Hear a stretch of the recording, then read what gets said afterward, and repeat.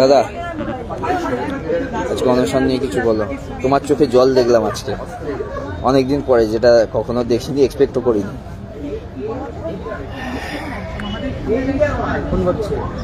আসলে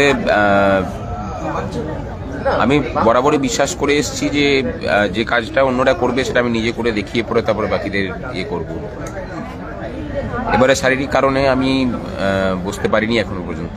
আমি একবার কিছু টেস্ট বাকি আছে, শরীরের কিছু টেস্ট করাতে হবে। এর আগের বার অনশনে লিভারে এবং হার্টের কিছু সমস্যা হয়েছিল।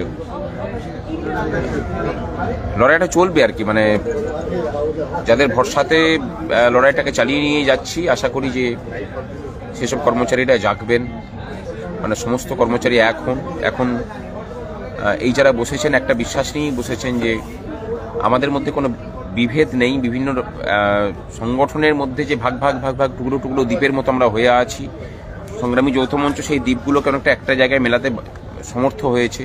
আমরা চাই যে সেটা একটা মানে মহাদেশে তৈরি হোক, কর্মচারীদের মহা ঐক্যে তৈরি হোক। অধিকাংশ সংগঠন চায় না যে সমস্যার সমাধান হোক, তারা চায় যে সমস্যা জিয়ে থাকুক। সমস্যা জিয়ে থাকলেই মানুষকে এক্সপ্লয়েট করতে সুবিধা হয় কর্মচারীদের।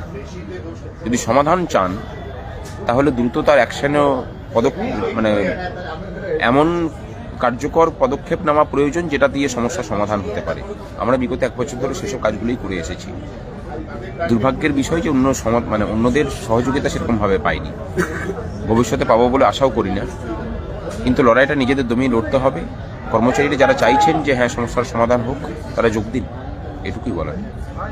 খারাপ লাগছে সাথীদের জন্য, যারা নিজেদের জীবনকে বিপন্ন করে এই কাজ করলেন, তাদের জন্য খারাপ লাগছে।